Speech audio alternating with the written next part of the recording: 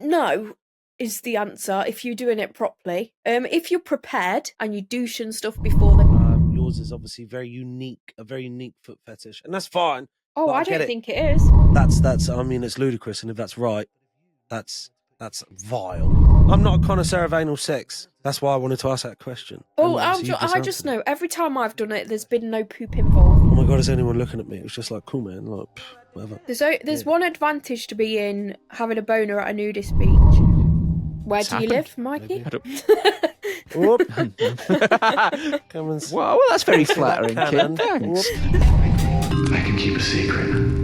I found a picture of my bumhole today. And it wasn't very nice. And that will be shared, ladies and gents, on the YouTube video. Apologies, on Patreon. Yes, it will. So, if you would like to go and see that, please go link in bio and you'll see our Patreon. You'll see Kimmi K's beautiful little dog's nose. I actually put it on OF and I zoomed into it and I was like, maybe I shouldn't put that one on there because it didn't look very pretty. But yeah, it's up there anyway if you want to go check it out. I'm sorry, but like, I don't know if I've ever seen a pretty arsehole. I mean, a nice clean one. It's not necessarily ugly, but I wouldn't. It's not clean. It's bleached. No, my bumhole's clean.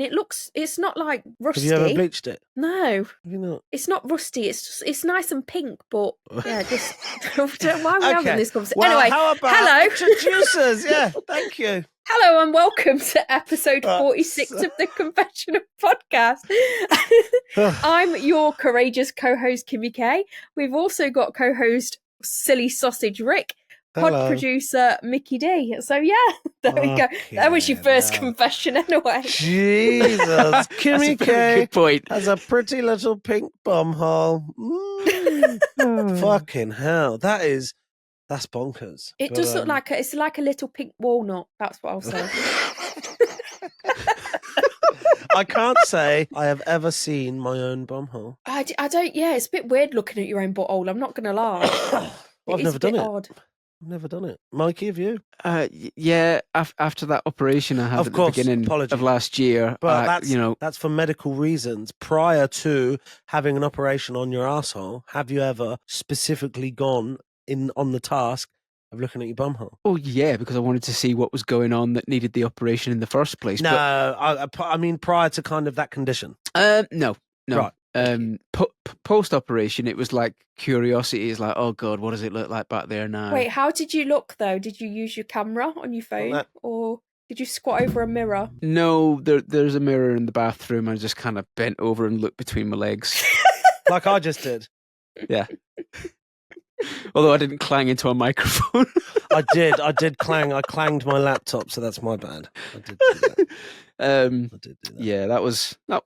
January was not a fun month. Nice. And I couldn't take my ADHD meds for about 6 weeks because one of the side effects of the ADHD meds is a little bit of constipation. Ooh. So I would have completely undone the work that they had done. Yes.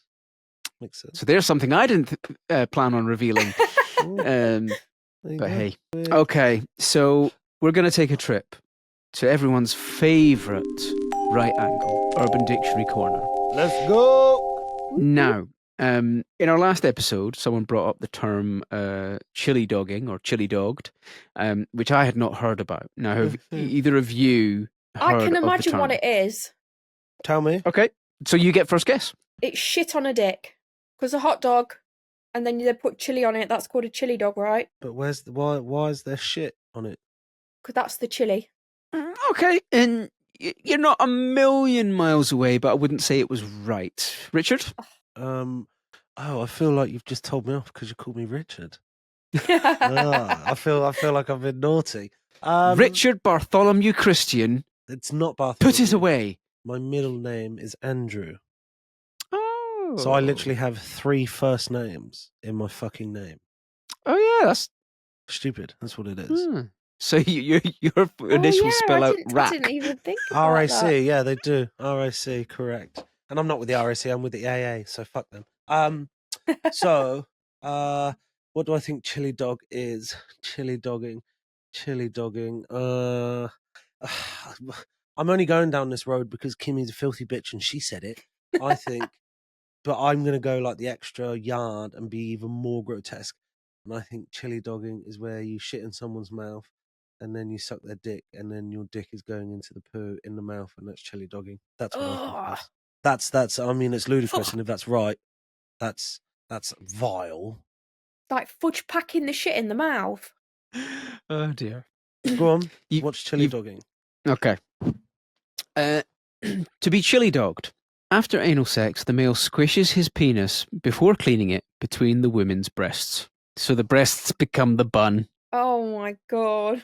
With poo. And the dookie covered dick is the chili I have a dog. question. Right, Wait, can I just say, right? There should be no shit if you do anal on your penis. This was going to be my question, right? I don't partake in penetrating bumholes. Not that I'm against it. I just don't partake in it. So my question was going to be: is there often feces left on your phallus?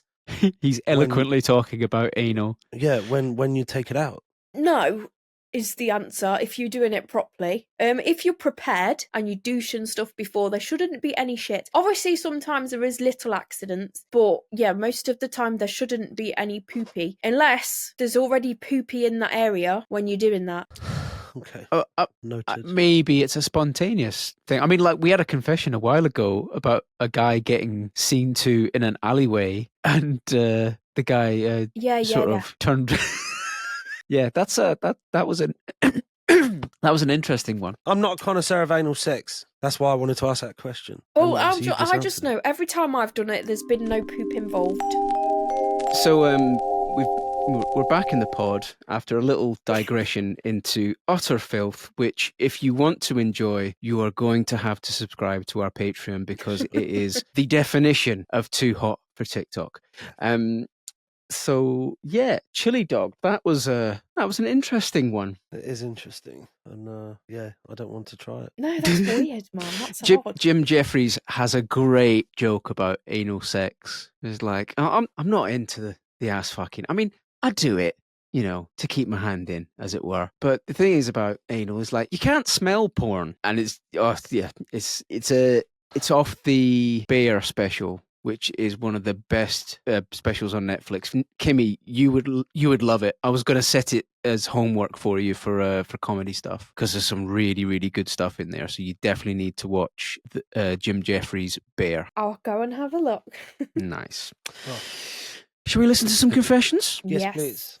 Here we go. So I had the morning off and was sleeping in as much as I could because I didn't really have plans for the rest of the day. My morning took the weirdest turn. I was sleeping in my bed when all of a sudden I heard some knocking at the door. It took me a moment to wake up and realize that it was someone actually at the front door. Thing is that I always sleep naked, and when I got up just to go to the door to peek through the hole to see who it was, all of a sudden someone unlocked the door and it opened wide, and standing in the entrance was a female real estate agent and her male client who were now looking right at my naked body. And I quickly covered up as much as I could and backed up into my bedroom to hide the rest of my body. I asked what they were doing, and they said there was a viewing booked for it today, and I told them I hadn't been notified at all. I asked if they could leave for a while so I could put some clothes on. So embarrassing. These two random people getting a free show of my naked body blows my mind that no one thought of telling me. Oh, wow. This has actually happened to me. Has it? Really? Not in the same way. So I told this story on TikTok a while ago. I was having some me time in my bedroom all by myself, and I didn't hear the front door go until I'd finished my little session, went down the stairs, and the Amazon delivery driver had opened my front door and put the parcels at the bottom of my stairs. And I 100% can guarantee that he heard me upstairs, but he didn't say anything, and he left the front door wide open. Wow. And I felt violated. Wow. But on on the other hand, on the upside, your new delivery of lube and baby oil. That's right. Baby oil. That's right. It probably was something naughty at that point as well, but yeah, I literally felt violated. From that confession, I'm assuming they're obviously American because they said real estate agent, and obviously we don't call them that here. So I wonder if there is a law. So, for example, in the UK, if you live in a rented property, by law, they have to give you 24 hours notice. They're not allowed to just turn up to your house within 24 hours. They have to give you notice. Mm-hmm. And I believe you have to, no, you don't have to acknowledge it, but they have to give you the 24 hours notice, whatever means you probably deem necessary. Yeah, you So can I only wonder, decline in special circumstances, can't you? that's right. Yeah. I wonder if that's the case in America. So any of our American listeners, please could you confirm that? Because I'd be very curious to know. Or if they own it, was their house on the market and they had a viewing, or was it just bad luck that basically they were naked and these two people came in and got a good peep show of your tits? I don't know. I don't think I've ever been walked in on naked. Have I? No, I'm not shy about my body at all. Like, yeah, I'm not. So I've probably walked into places naked that maybe I shouldn't have. Yeah. Like No, I what? mean, like, do you know what I mean? Like, I walk around the house naked, no stress. Like, I don't care. I would. Obviously, my sister now lives with me, so I don't do it. But yeah, like, I'd walk around naked, no stress. Like, honestly, like, I don't have a big floppy soft dick, but I'm like, whatever, mate. It's just a willy, isn't it? Like, it doesn't matter. Like, I'd love to go to hang out in nude beaches and just live my best life fully naked. I think it'd be amazing. Just let it all out. Everyone's happy. Everyone's bits are on show. No, what's really interesting is if you go to a nudist beach, people aren't there to perv on people. People are just there to kind of feel Just free relax. and relax, without kind of feeling inclined to cover up. I would just be terrified of getting an incidental stiffy. boner. I don't think you would, mate. I don't think you would because of the situation you're in. So I've been to a nudist beach before once. But I was only there for about 20 minutes because I was literally just going there to see a friend to actually pick something up. But most nudist beaches, the rules are everyone has to be nude. So you're not allowed to be clothed and everyone else is nude. You have to be nude. So obviously I approached it nude, went and picked up said thing and then left nude. And it wasn't like my eyes weren't wandering everywhere and I wasn't like, oh my God, or oh my God, is anyone looking at me? It was just like, cool, man, like, whatever. There's Yeah. one advantage to being having a boner at a nudist beach. Somewhere to put your You towel. can carry the drinks and a stack of donuts at the same time. Hey! Well, it depends how big your willy is, doesn't it? Because it'd be Well. sad if you could only put one donut on it. Everyone could take a little bite of this one donut. Dinky donuts. That's right. Yeah. Yeah, that's right. Fair. Oh, Oh, interesting. dear. I've like that. flashed to quite a few people, to be honest, because my bathroom is directly at the top of my stairs, and at the bottom of my stairs is my front door. And I always go to the toilet with the door wide open. I don't know why, I just don't like the door shut. Normally, if I'm on the toilet and someone knocks at the door, one of the kids will answer it, and I will be sat there doing my business. Hello! Yeah, there is an adult here. Yeah, It's like yeah, I it's like a that. race to like quickly shut the door. I like that. Very good. There's a window on our landing outside our bathroom. We'll quite often have towels hung on the banister, and I'll just walk out of there of a morning to grab my towel. So there's like a fleeting moment where if someone was looking across a street, it's not like it doesn't face out into the street, but if someone was like off to the right and happened to look up, they could see something. But and for all I know, Where it's do you happened. live, Mikey? I don't. Whoop. Come and Well, that's very see that flattering, cannon. kid. Thanks. It's a fucking spud gun. Hey, mate. Um, I bet it still shoots with good power, bud. Don't worry about Oh, bless. That's what she Right. said. So my best friend, let's call her D, is getting married to the love of her life, or at least that's what she calls it. They were college sweethearts, and we all love these two. But a couple of months ago, Dee and I went on a birthday trip. I'm also a girl, by the way. Dee met this guy who is married and has a kid. He's also very good looking. So they got to talking and met a lot of times, and even after we came back from the trip. I kept asking her if something was going on, and she kept denying it. Tonight, she fell asleep early, so I had her phone all to myself. I didn't want to breach her privacy, but curiosity made me look into her chats with the dude, and what I saw was way beyond friendship. They call each other baby and send nudes to each other. Dee pretends that all of this is normal. She doesn't sleep with him. I've been cheated on in the past, and I've cheated on people and learnt my lesson in a big way. I don't know if I should confront her about this, and if so, how to do it. She's not the same person in my eyes anymore. I still love her, but she was one person that I looked up to. If someone asked who the most loyal person you you've ever met, I would always say her. Maybe I'm too old for this generation to consider this cheating, or maybe today's world is way beyond modern for me. I don't know. What I've also learned is that people are not who they say they are. You better not judge based on what you see on the surface. And I'm so proud of myself to never have two faces in front of anyone, ever. I am what I am, and it's right in the open. I think that last sentence is a bit hypocritical, to be honest, because she just said that she's just looked through her friend's phone, and she's saying that she's not two-faced. She should have just confronted her and asked her, like, to be honest, instead of going through her phone. I think she needs to leave her to it and let her make her own mistakes. Like, it's up to her if she doesn't want to be a friend anymore. But yeah, I think she should just leave her to it. And I literally couldn't agree more. I think, with all due respect, and please, I'm not calling you this name. I'm calling this situation this name. I think you need to keep your fucking nose out, because it's none of your fucking business. That's what I think. I think it's quite literally none of anybody's business of what anybody else does. Unless it directly impacts you, your actual physical life, I think it's nobody's business, personally. I think you can talk to them. I think you could talk to them about it. Of course you could. But I don't think that you can put them in a position where they have to talk about it with anybody else. That's just my opinion. And I'm not condoning cheating. I'm not condoning it in any respect. However, it's not your place to try and put this right, because whatever you do, it's not going to put it right. And whatever they do, it's not going to put it right. So there's no rights here. There's only wrong. If you confront her about it, you've got to fess up to betraying her trust. That would fucking infuriate me, by the way. Mm-hmm. It's not your job to force the issue. If you force the issue and it all comes out, then you've kind of nudged this situation in that direction. The fuse on this is already lit. If it's going to come out, it will happen. It's just not up to you when.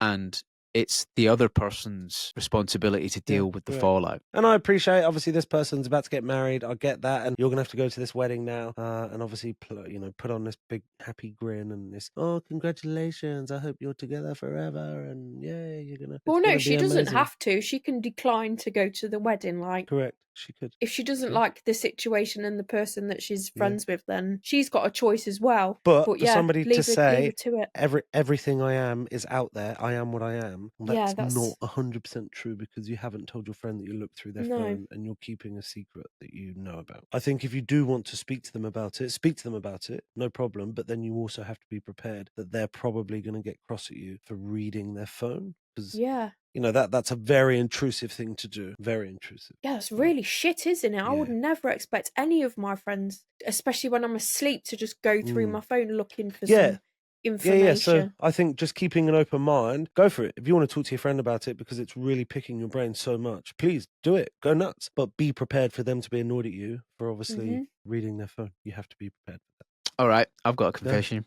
I looked in my partner's phone once, not my current partner, but years ago. Girl I was with, we got together, and it was just kind of casual at first. And then I found out a little while later, when we'd become a proper couple, that I had actually been the dude on the side, and she hadn't yet finished with the other guy. So that was a bit okay. And then, I don't know, like 7 months in, and I'd been really happy, she went real cold on me. She had no explanation for how she was behaving, and it was blatantly obvious that something was up. And it was doing my head in. The not knowing. Like one morning she was still asleep and her phone's pinging at the side of the bed. I'm just like, who the fuck is texting her all the time? And I looked at it and I regret, I do and I don't regret it, because I figured out what the truth was. But I was in that instance, I was in a very sort of desperate situation. Not proud of it, but at the same time, I was just I was going out of my mind with the not knowing. Something was definitely up. I was getting told that it was, I'm just, just feeling a bit off and it's nothing, but it was something. I was in a situation where in the moment, I felt justified in doing it. Or maybe not even justified, just like I just had to know, just to get some sort of peace of mind. I didn't end up with peace of mind. I ended up making it worse. So maybe that kind of sort of tells its own story, but I've certainly never done it since. Yeah. I don't think partners' phones should be off limits. I think it's not like I don't think it should be secretive. I think if you can't be open, like if you're worried about your partner picking up your phone and seeing something, Yeah, you got something then to be there's worried something wrong. I wouldn't give a shit if anyone picked up my phone like to see who was texting me. That's cool. Yeah. But when you're asleep and someone goes into your phone to specifically snoop on you, that's not cool. And there's obviously no trust. Yeah. Regardless there of must what you're be a doing, reason. regardless of what you're doing, somebody to do that is obviously, and we're not talking like obviously partners here. We're talking like a friend. This is Yeah, like it's this a is like a friend. bestie. Like, and don't get me wrong. Like, if I knew that one of my besties was cheating, I'd talk to them about it immediately. I truly would. Like, I wouldn't hide it. But what I would say is that news will not come from me ever because it's not my business to share. And I say that to a lot of people whenever I'm talking. Like, if people kind of tell me something, I'll be like, cool. Thanks for kind of consoling or confiding in me, but that's not my business to share. So I want you to understand that will not come from me to anybody else. I'm not. I actively avoid drama at all costs. I'm not interested in sharing airing other people's kind of secrets and stuff. Obviously, in this respect, it's fucking fun because it's called the Confessional Podcast. But yeah, when it comes to stuff who you know where they are and it can kind of wreck homes and fucking ruin people's livelihoods and whatever, I'm not about that. It's not my place to do that, and I would never do it. I'm a man, I have a foot fetish, and have since before I knew what a fetish was. Men's musky feet are like catnip to me. They have to be nicely trimmed and not something that could swoop down out of the sky and have my eye out, but a good whiff of a stinky trainer musk gets my juices flowing. Even better if I get to rub against the musky soft soles and sniff the soft bit under the toes. I'd kind of like to see Rick's, to be fair. Okay. The trouble is, when I broach this with guys, they often either don't want to meet or won't let me near theirs. One guy said, I'd love to meet because you've got a massive cock, but the foot thing put me off. I like your vanilla sex right up to dominant types, but I like my kink tickling every now and then. Consent is important to me, and I don't want to just grip some ankles while mid-flow ploughing the gap and force a sniff. That might turn a good shag into a bucking bronco. How would you approach the conversation? Gives a whiff of your souls. Love the podcast. You made me laugh through tough times. Yours, Anonymous. Aww, And that was submitted that. on our Google form. How would I approach that? Firstly, obviously, there's definitely some kink and fetish sites out there. I appreciate it's probably a lot more extreme than kind of foot fetishes. Yours is obviously a very unique foot fetish, and that's fine. Oh, Like, I don't think it is. No. I mean, in the respect of like unique in the thing that they want to do. I don't think foot fetish is unique. Definitely not. I'd say I probably have quite a mild one, but the specific thing that the gent wants to do is probably quite unique. I think if you worded it correctly, I don't think it would come across weird or bizarre. I think if you went, oh, gives a sniff of the fucking the palms of your feet, the bit just in between your toe and the fucking chubby bit, because I love it. I think maybe that'll freak them out. But you could be like, look, I've got quite a couple of like unusual things that I like doing, kind of sexually arouse me. Do you have any? Like, let's share. Let's share. Fuck it. We might have the same one, and if we don't, cool. Let's be open minded about it. Maybe approach it like that. Approach it in a very kind of light-hearted conversation, and hey, you might get to sniff some more souls of feet pics. I wouldn't open with the fact that I've got a foot fetish. So if you're meeting someone, I wouldn't make that the first sentence. That's probably why they're getting a bit put off. Yeah. I would meet them, vibe with them. If you're vibing with them and you end up in whatever situation, and it's at that point, then bring it up and ask for consent. That's what you need to do. Apologies, yeah.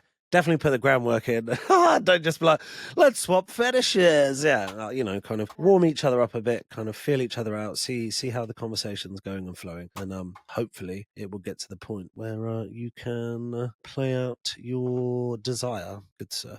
I guess it depends on how much of a priority it is for you. Like if you're into all the other kinds of sex, then you can start there. And somewhere down the line, there's something I'd like to try. I don't know if you'd be open to it. And maybe you go from there. Man, I agree. And thank you for listening to the podcast, by the way. That's really cool of you. One, that we've given you lots of laughs and giggles. I love that. Two, the fact that you've finally now sent in a submission completely anonymously, and we've just discussed it. That's really exciting. So for me, I just want to say thank you for that, because I think that's really cool that you've been listening for a while and you've actually sent in a confession. I think that's fucking awesome. So thank you very much for contributing to the show. Cool. Kimmi, take us out.